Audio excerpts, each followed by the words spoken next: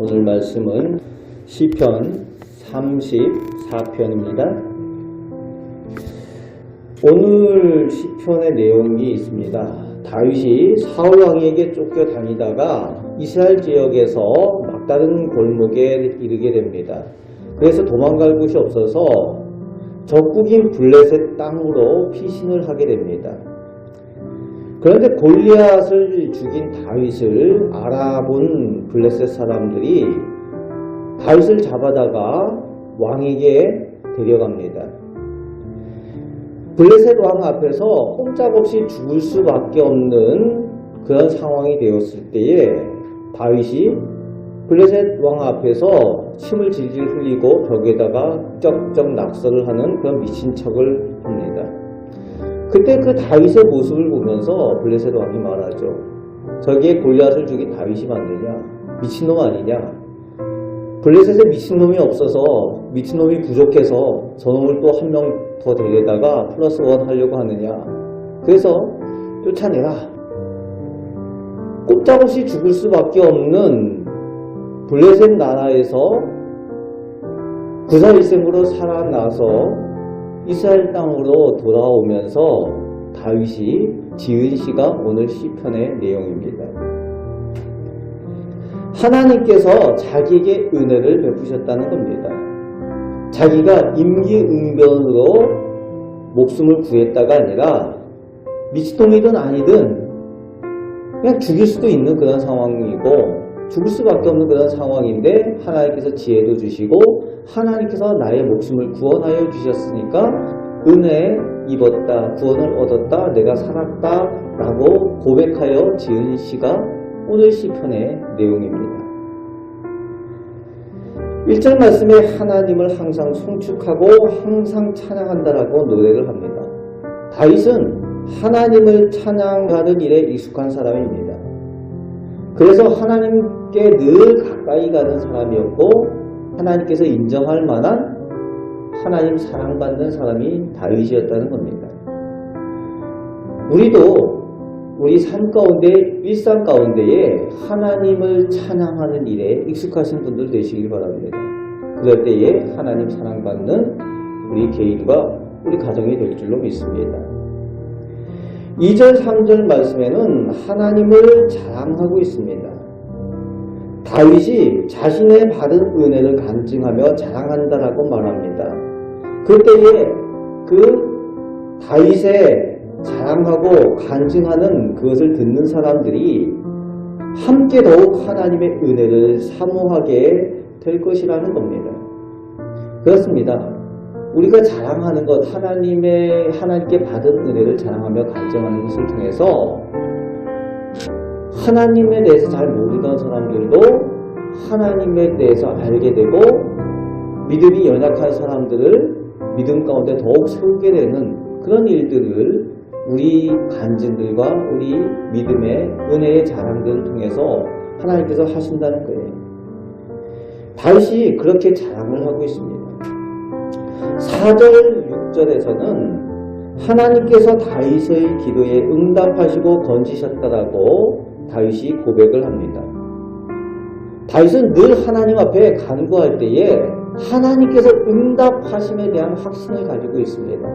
오늘 우리가 기도할 때도 하나님께서 반드시 들으시고 반드시 응답하심을 믿고 기도하시는 우리 성도들 되시기 바랍니다.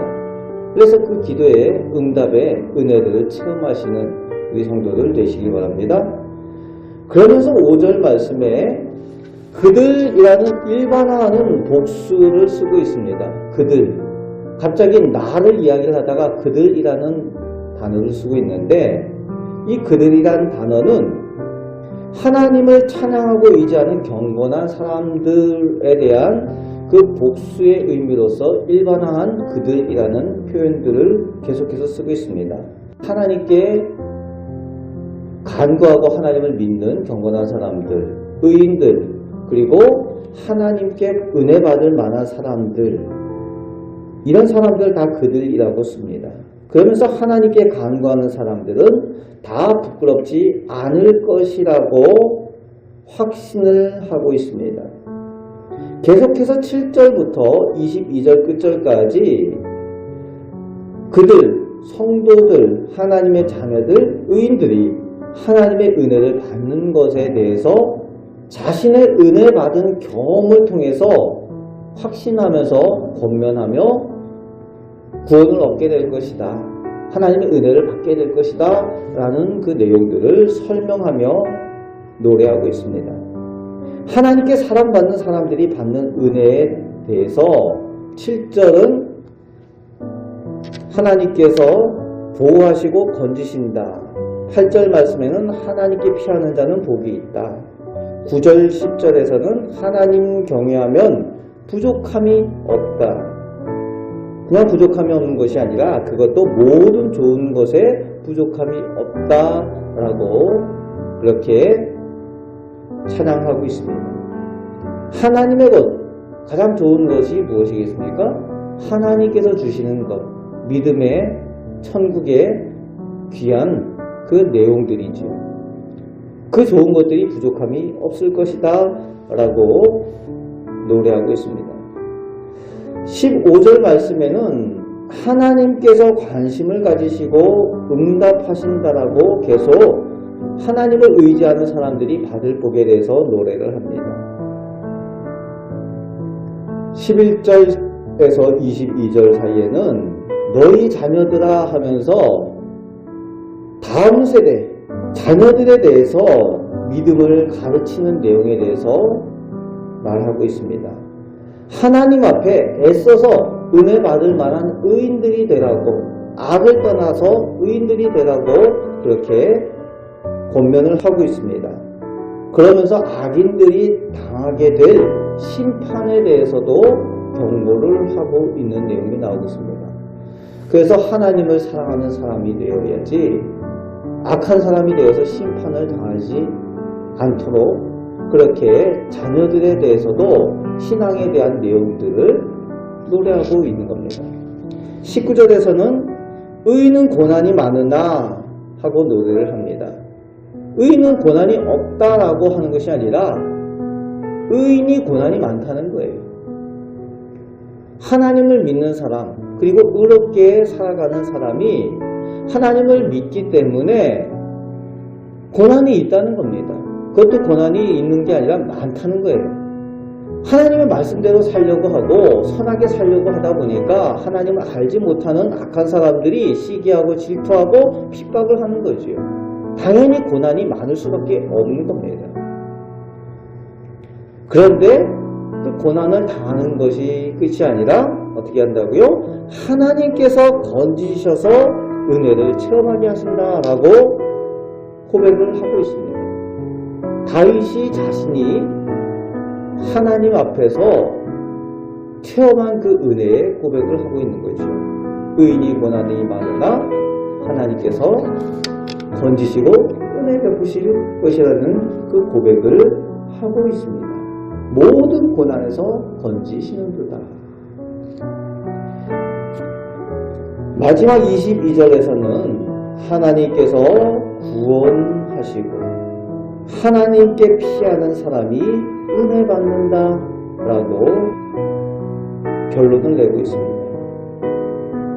다윗이 자신의 받은 은혜를 간증하면서 그 은혜에 대한 경험을 가지고 찬양하며 또 함께하는 이들과 함께 찬양하는 내용입니다.